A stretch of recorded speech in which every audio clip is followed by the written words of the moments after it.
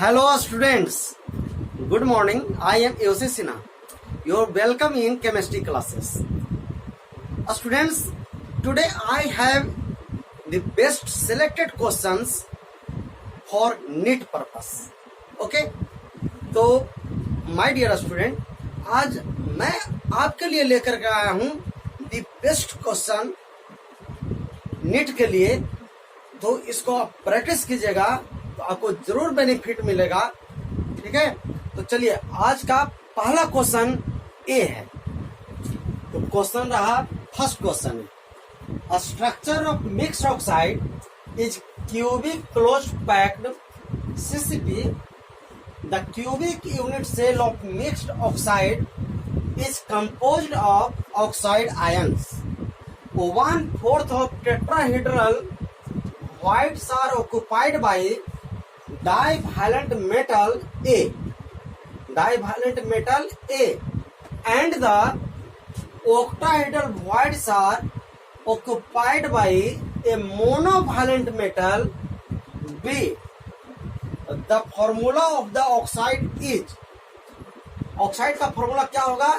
Option are, A is AbO2, B A2BO2, C A2B3O4 and D AB2O2. ये रहा question. ठीक है, अब इसमें कौन सा ऑप्शन होगा? तो फर्स्ट ऑफ ऑल आपको क्या करना है कि क्वेश्चन को पहले समझिए. क्वेश्चन क्या कह रहा है ना? क्वेश्चन है, देखिए पहले समझिए क्वेश्चन कि structure of mixed oxide. Mixed oxide है यानी कि उसमें जो कटाइन होगा बिल्कुल डिफरेंट होगा, अलग अलग कटाइन होगा. ठीक है, जैसे मान लेते हैं मान लीजिए कि आपका स्पाइनल बतलाए थे. स्पाइनल में क्या होता है? MgAl2O2. तो मिक्स्ड ऑक्साइड हो गया. ऑक्सीजन आपका एल्यूमिनियम भी है, मैग्नीशियम भी है, तो इसको कहते हैं मिक्स्ड ऑक्साइड बोलते हैं. ओके, तो उसी प्रकार का दो कटाइन डिफरेंट है और उसका ऑक्साइड है. तो अब क्वेश्चन है कि जब मिक्स्ड ऑक्साइड हो गया, composed of oxide ion, 1/4 of tetrahedral voids are occupied by divalent metal A. तो मेटल जो A है वो डाइवैलेंट है, यानी कि कह सकते हैं कि A जो है डाइवैलेंट. डाइवैलेंट का मतलब हो गया कि 2+ हो, डाइवैलेंट हो गया, ये 2+ हो गया. ये इसका टेट्राहेड्रल वॉइड में है. ये कहां पर है? Tetrahedral void. चलिए उसके बाद कह रहा है, and the octahedral voids are occupied by monovalent metal B. B आपका मोनोवैलेंट मेटल है, यानी कि बी जो है आपका मोनोवैलेंट का मतलब है एक ही प्लस सिस्टम. मोनोवैलेंट है यानी कि जिसका वैलेंसी 1 है, यानी कि एक प्लस वाला. ये हो गया डाइवैलेंट, ये हो गया मोनो. ठीक है, ये दो है, ऐसी दोनों का ऑक्साइड है. ठीक है, तो अब इसका फॉर्मूला क्या होगा? तो सबसे पहले हम लोग क्या करते हैं कि अब क्वेश्चन आप लोग नोट कर लीजिए इसको. अब इसको मैं डिलीट कर रहा हूं.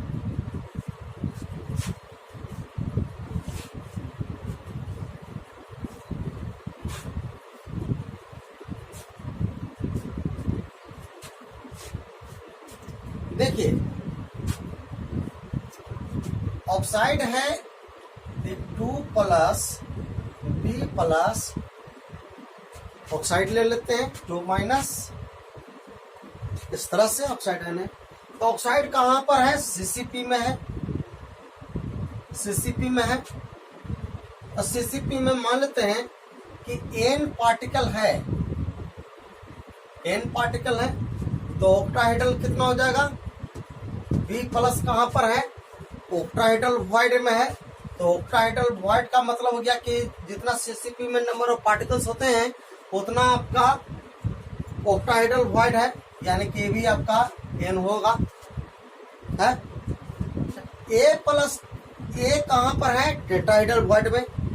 तो सीसीपी में जो नंबर ऑफ पार्टिकल्स होता है उतना ऑक्टाहेड्रल वॉइड, और ऑक्टाहेड्रल का जस्ट ट्वाइस क्या होता है? टेट्राहेड्रल वॉइड होगा. यानी कि क्या हो गया, 2n हो गया। समझ में आ रही है? जैसे n पार्टिकल है, ये टेट्राहेड्रल वॉइड इक्वल होगा, ऑक्टाहेड्रल वॉइड इक्वल होगा। ऑक्टाहेड्रल वॉइड का मतलब 4 ऑक्टाहेड्रल वॉइड होता है, ये कितना हो जाएगा, दोगुना, यानी कि 2 × 4 कितना हो गया, 8 आपका टेट्राहेड्रल वॉइड होता है। तो आप ऐसे भी करते हैं, चूंकि हमको तो रेशियो लेना है, तो इस तरह से हम यह कर सकते हैं।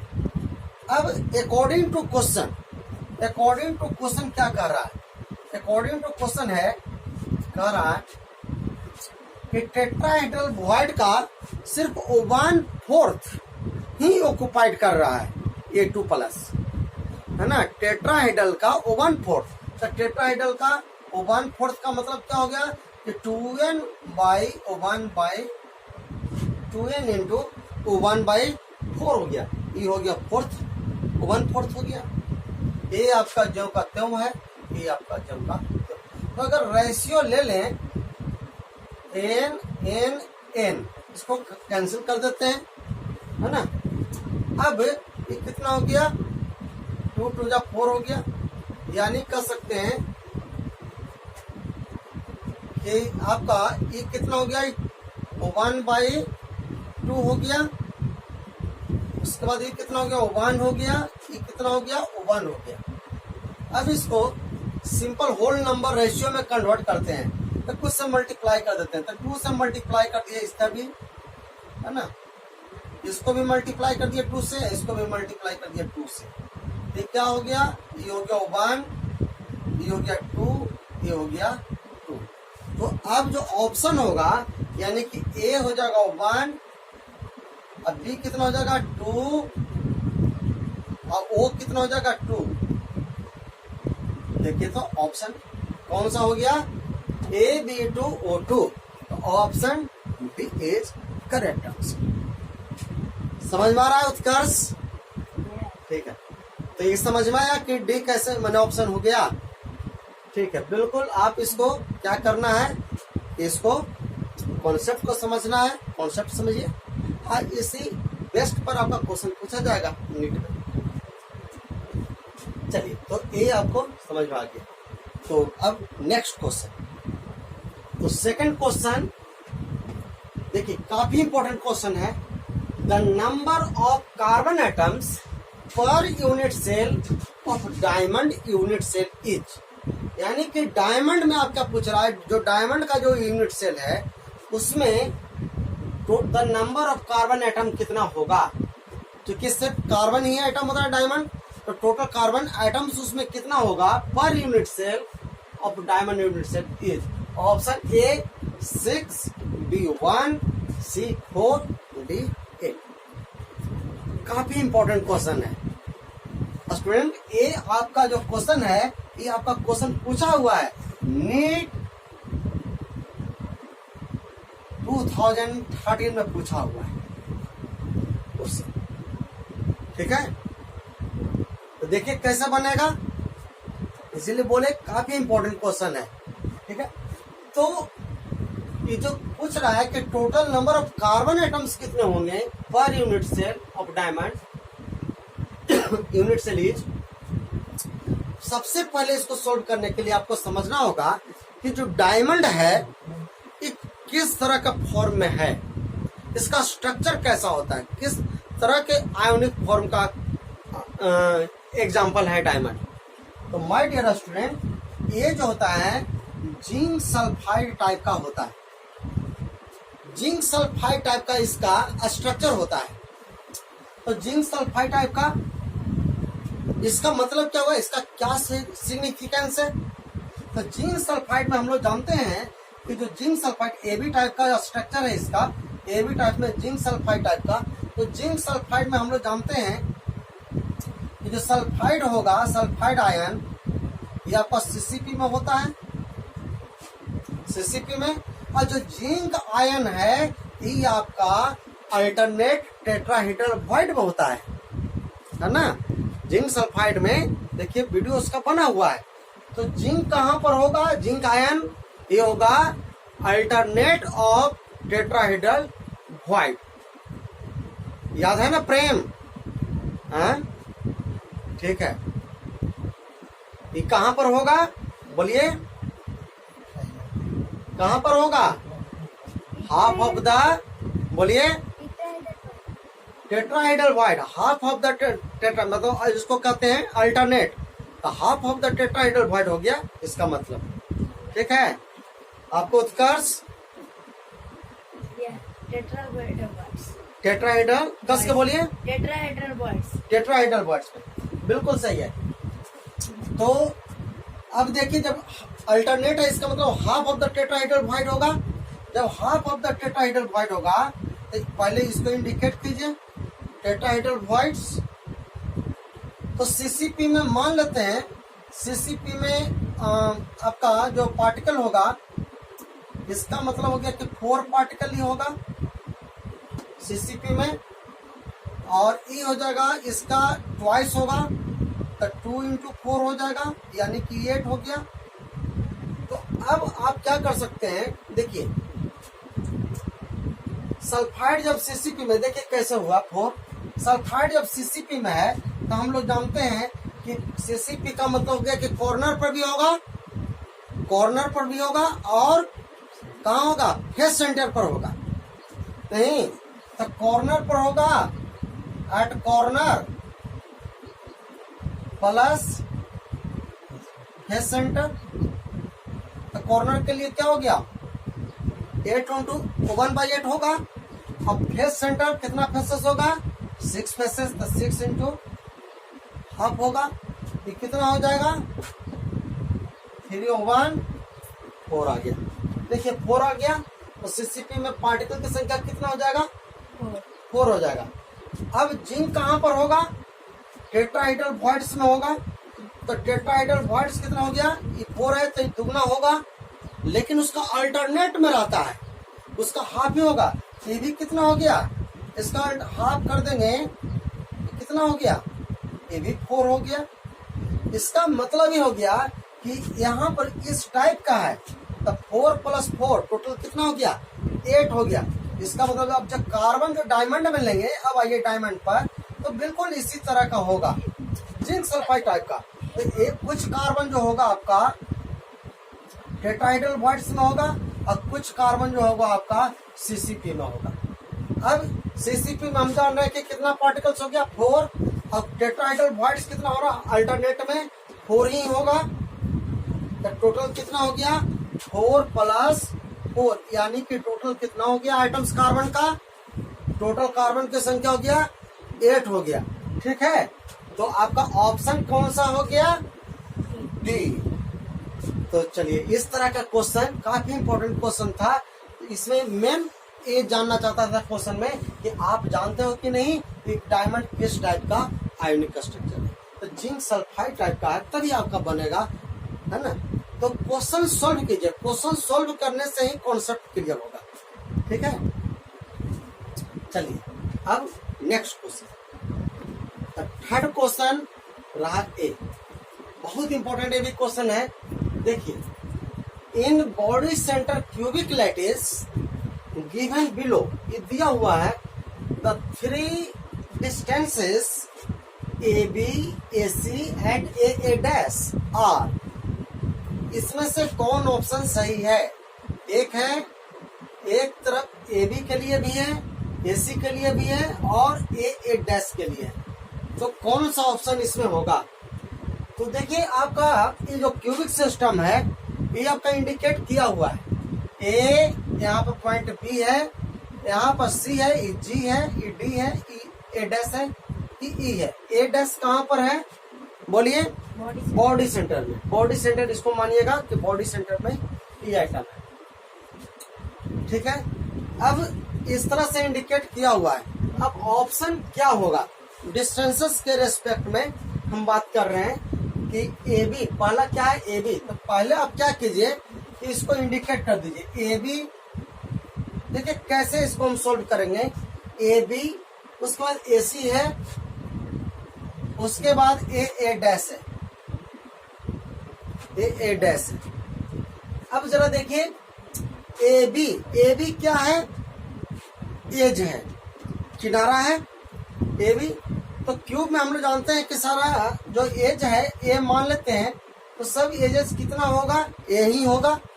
तो इसको हम मान लिए ए, तो ए भी क्या हो गया, ए हो गया। कस बोलिए, ए हो गया। अब एसी की बारी है। एसी देखिए यहाँ पर एसी, तो एसी क्या हो गया, एसी को अगर हम मिला दें ऐसे समझने के लिए, एसी, तो एसी यहाँ पर क्या हो रहा है, फेस डायगोनल है। एसी यहाँ पर क्या हो रहा है, फेस डायगोनल। जब फेस डायगोनल है तो फेस डायगोनल कितना होता है, √2a। फेस डायगोनल देखिएगा, कैलकुलेशन किया हुआ है। फेस डायगोनल कितना होता है, डायगोनल √2a होता है। √2a हो गया, यहाँ पर लिख देते हैं √2a होता है। अब है ए डैश, तो ए डैश का रिलेशन क्या है, ए यहाँ पर ए डैश है बॉडी सेंटर में, यानी कि यहाँ से लेकर के यहाँ तक, ये आपसे पूछ रहा है। तो अगर हम इसको मिला दें, ए डैश से लेकर के जी तक, एजी क्या होगा, एजी आपका बॉडी डायगोनल है। एजी ये आपका क्या हो रहा है, बॉडी डायगोनल हो रहा है, ठीक है। तो बॉडी डायगोनल आपका कितना होता है, √3a। बॉडी डायगोनल कितना होता है, √3a, यहाँ तक, ए से लेकर के जी तक। लेकिन आपसे पूछ रहा है कि ए डैश कितना है, तो ए डैश इसका हाफ ही होगा ना। यहाँ तक आपका फुल है, ए जी आपका √3 है, तो ये आपका यहाँ तक क्या होगा, यही तक हो गया। इसको पूरा को हम हाफ कर देते हैं, तो आपका निकल जाएगा ए डैश बाई 2 कर दीजिए। अब देखिए तो ऑप्शन कौन सा हो गया, ए B A C A dash, A √2a √3a/2। देखिए तो ए √2a √3a। तो ऑप्शन इज, इस तरह से आपका ऑप्शन बनेगा। क्लियर है, तो ये रहा। चलिए नेक्स्ट क्वेश्चन आपका ए रहा, बिल्कुल उसी तरह का क्वेश्चन है। In the cubic lattice given below, ये जो दिया हुआ है, the 3 distances between the atoms A B A C and A G R. Option आपके पास 7 ऑप्शन दिया हुआ है। ए में ए √a √3a, बी है ए √3a √2a, सी में a/2 a/√2 √3a/2, और डी है ए √3a/2 √2। अब देखिए क्वेश्चन के अनुसार, तो क्वेश्चन में क्या क्या पूछ रहा है आपसे, ए बी का पूछ रहा है, ए सी पूछ रहा है, और ए जी पूछ रहा है। तो ए बी ए सी एंड ये क्या हो गया, ए जी हो गया। ए जी, ए बी ए सी और ए जी में क्या रिलेशन है, तो ए बी आपका हो गया ए बी, तो ए बी को हम मान लिए ये हो गया ये, ठीक है। ए जी, उत्कर्ष बोलिए क्या है, ए जी क्या है सर, बॉडी डायगोनल है। तो बॉडी डायगोनल ए सी हो गया, सॉरी ए जी हो गया, ये बॉडी डायगोनल हो गया। तो बॉडी डायगोनल, और आपका एसी तो आपका फेस डायगोनल है। एसी क्या है, फेस डायगोनल। एसी आपका फेस डायगोनल हो गया, तो ये हो गया √2a। एजी आपका क्या हो गया, बॉडी डायगोनल। तो बॉडी डायगोनल आपका होता है √3a। इस तरह से हो गया। तो बिल्कुल इस तरह का, मतलब आप केवल रिलेशन जानना चाह रहा है और कुछ नहीं है। तो ये √2a √3a, ए √2a √3a। तो ऑप्शन कौन सा हो गया, ए, बिल्कुल सही। तो इस तरह से आपका क्वेश्चन पूछा जाएगा, ठीक है। तो 5th क्वेश्चन बहुत अच्छा क्वेश्चन है कि a metal crystallizes with face centre cubic lattice, the edge of unit cell is 408 picometer, the diameter of the metal atom is, diameter आपसे पूछ रहा है। Option A 288 picometer, B 408 picometer, C 144 picometer, and D is 204 picometer. तो आपसे क्या पूछ रहा है, आपसे पूछ रहा है डायमीटर, ठीक है। तो डायमीटर आपका निकालना है। तो क्वेश्चन आपका कह रहा है कि क्वेश्चन के अकॉर्डिंग कौन सा सेंटर है, फेस सेंटर क्यूबिक है। तब फेस सेंटर क्यूबिक के लिए हम लोग जानते हैं, देखिए कैसे इसको हम सॉल्व करेंगे। Since we know that for FCC lattice के लिए हम लोग जानते हैं 4r इक्वल टू √2a होता है।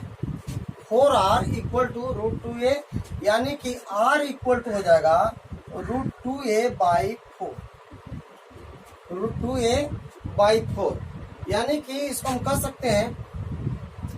और यहाँ पर r इक्वल टू √2, तो √2 का वैल्यू होता है 1.414 होता है। एज लेंथ दिया हुआ है ना, जो आपका जो लेंथ है, एज का लेंथ है ना, ये आपका दिया हुआ है, ये आपका दिया हुआ है। तो ए कितना दिया हुआ है, 408 पिकोमीटर। तो ए का वैल्यू पुट कर दीजिए। तो ए आपका दिया हुआ है 408 पिकोमीटर बाई 4 हो गया इस तरह से, क्योंकि आपका ए दिया हुआ है, ए आपका एज लेंथ है 408 पिकोमीटर, ये आपका एज लेंथ हो गया, एज लेंथ। अब इसको सोल्व कीजिएगा, तो जब सोल्व कीजिएगा तो निश्चित रूप से आपका आ जाएगा 144 पिकोमीटर। इसको सोल्व करने पर कितना आ जाएगा, 144 पिकोमीटर आ जाएगा। अब जब इतना पिकोमीटर आ गया, ये रेडियस गया, तो हमसे क्या पूछ रहा है, diameter of the metal atom, है ना। तो इसका रेडियस अगर आ गया तो डायमीटर इसका हम दुगना कर देंगे, तो क्या निकल जाएगा, डायमीटर निकल जाएगा। तो डायमीटर बराबर क्या हो जाएगा, डायमीटर इक्वल टू होता है 2r, diameter equal to 2r। तो d equal to 2 into r कितना हो गया, 144 पिकोमीटर, यानी कितना हो गया, 8 हो गया, ये भी 8 हो गया, 288 पिकोमीटर। इस तरह से तो option is a, option is a, इस तरह से ये आपका। ओके स्टूडेंट्स, ठीक है। तो और फिर नेक्स्ट क्लास में, नेक्स्ट वीडियो में इसी तरह से इसके आगे का कॉन्सेप्ट लेकर के आएंगे, उस पर कुछ न्यूमेरिकल्स बतलाएंगे, ठीक है, ताकि आप लोग का बेनिफिट हो, ठीक है। तो till then bye bye, take care, bye sir.